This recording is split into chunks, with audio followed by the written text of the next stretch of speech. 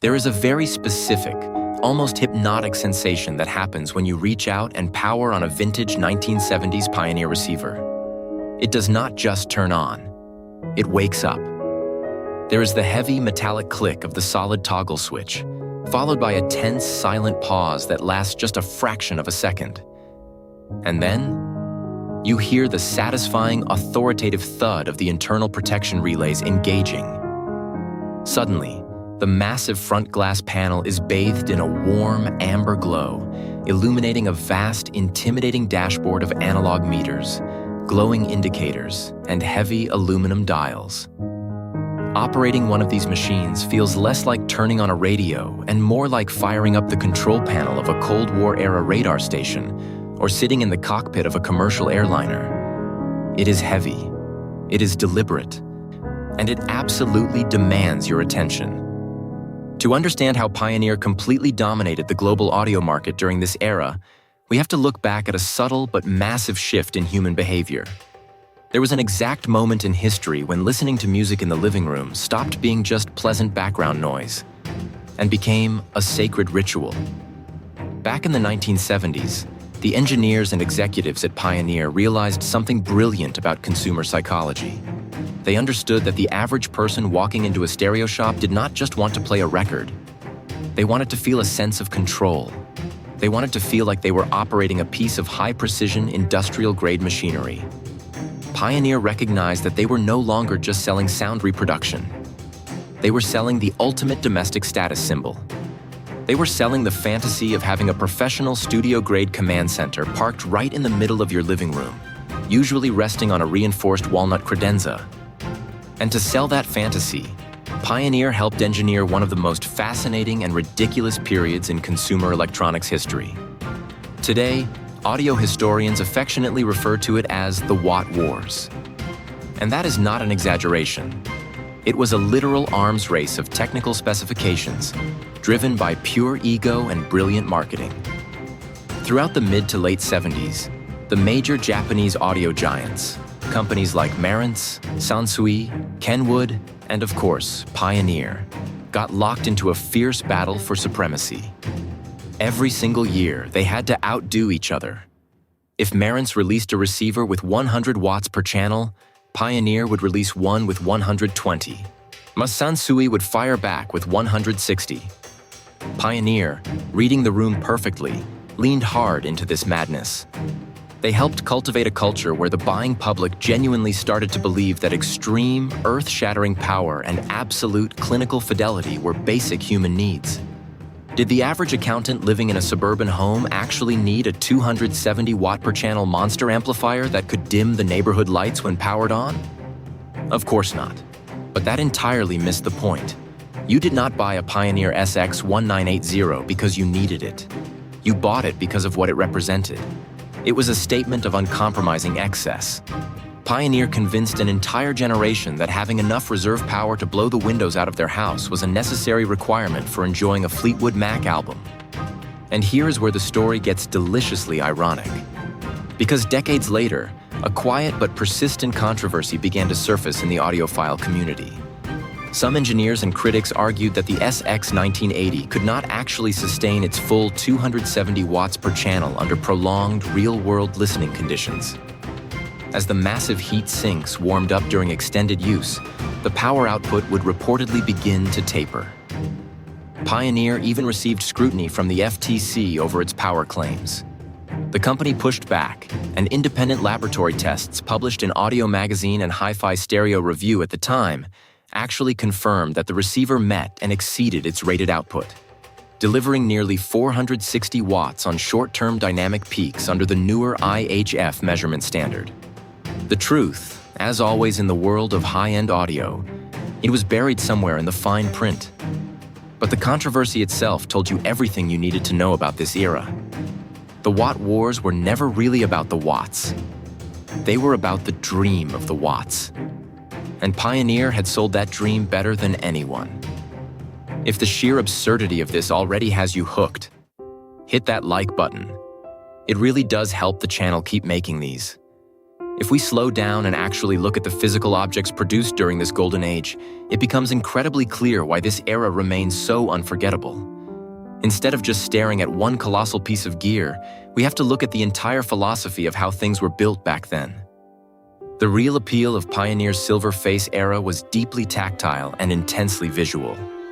Consider the volume knob. On a flagship 1970s Pioneer receiver, the volume knob is not a cheap plastic cap pushed onto a flimsy post. It is a solid chunk of cold, machine-turned aluminum. When you turn it, it doesn't just spin freely.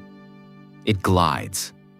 There is a heavy, buttery resistance to it, engineered by placing a literal brass flywheel behind the front panel. The engineers wanted you to feel the physical weight of the volume you were unleashing. Every toggle switch snapped into place with the precision of a rifle bolt. The tuning dial for the radio did not just slide. It glided across the glass on a perfectly tensioned string and pulley system, feeling as smooth as running your hand through water. This was a design language that demanded absolute respect from whoever operated it. The aesthetic was almost brutalist. Thick brushed aluminum faceplates, solid metal chassis, a massive extruded heat sinks with sharp fins running down the sides, and real wood veneer cabinets. These machines were shockingly heavy. A top-of-the-line Pioneer receiver from 1978 could easily weigh over 80 pounds. You did not just place it on a shelf. You had to make sure the furniture was structurally sound enough to support its sheer gravitational pull. And the beauty was not just skin deep. The engineering inside these silver behemoths was driven by an almost stubborn, obsessive durability. If you took the wooden cover off a Pioneer receiver from this era, you were not greeted by a sea of cheap, miniaturized circuit boards. You saw massive twin toroidal power transformers the size of cantaloupes. You saw rows of capacitors that looked like soda cans. Everything was meticulously laid out, point to point, using high-quality, discrete components. These circuits were wired with a very specific philosophy. They were built to be repaired, not thrown away. If a transistor blew up 10 years down the line, a technician could open the chassis, locate the exact component, unsolder it, and replace it. Pioneer was building generational hardware. They were manufacturing machines that were fully intended to outlive the people buying them. It was a brief, shining moment in industrial history where planned obsolescence was viewed as an insult to the art of engineering. But the global economy rarely cares about romance, and it certainly does not care about the artistic integrity of a heavy metal volume knob. The harsh reality that ultimately killed this golden age did not come from a dramatic corporate sabotage or a boardroom conspiracy. There was no villain lurking in the shadows. The historical truth is much colder, much more pragmatic, and entirely driven by the unforgiving math of global economics. As the calendar flipped from the 1970s into the 1980s, the world changed rapidly. The early 80s brought a severe global economic recession, largely triggered by the lingering effects of the 1979 energy crisis. Inflation was running hot, consumer spending was tightening, and the cost of raw materials, specifically copper, aluminum, and steel, began to climb exponentially. But for Japanese manufacturers like Pioneer, the most devastating blow came from the currency markets. Throughout the 1970s, the Japanese yen had been relatively weak compared to the US dollar, which made exporting heavy, highly complex electronics incredibly profitable. But as the 80s progressed, the yen began to appreciate massively. Suddenly, the financial equation that had sustained the Watt Wars completely collapsed. Think about the logistics for a moment.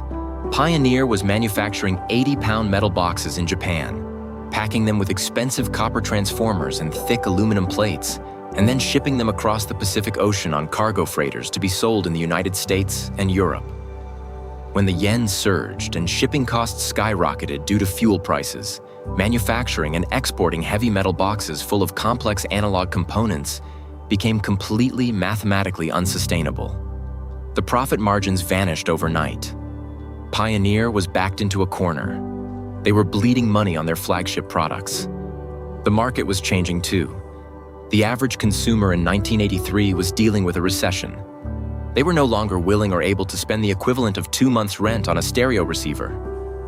People wanted cheaper, smaller, more convenient systems. If you love stories about the rise and fall of legendary brands, subscribe and hit the bell. New stories like this every week. This is where we witness the inevitable, heartbreaking turning point. To avoid bankruptcy and stay relevant in a rapidly shifting market, Pioneer had to strip away its very soul. The transition was not gradual. It was a brutal, sudden shift in design philosophy. The thick, gorgeous brushed aluminum faceplates were unceremoniously swapped out for injection-molded black plastic.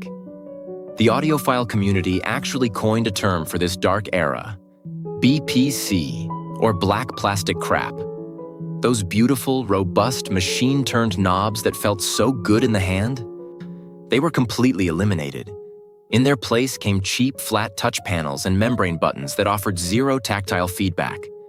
Instead of the warm, sweeping analog needles of the VU meters, consumers were given harsh, blinking red and green LED bar graphs. The visual language went from looking like high-end scientific equipment to looking like a cheap digital alarm clock. But the most tragic compromises happened inside the chassis. The massive, heavy transformers were replaced by smaller, barely adequate power supplies. The beautiful, repairable discrete circuits were abandoned. In their place, Pioneer and the rest of the industry surrendered to low-cost, mass-produced integrated circuits, or ICs. These black microchips were cheap, they saved space, and they kept costs down. But if an IC blew out, you couldn't just replace a single resistor. The whole board was essentially garbage. The era of the heirloom stereo was dead.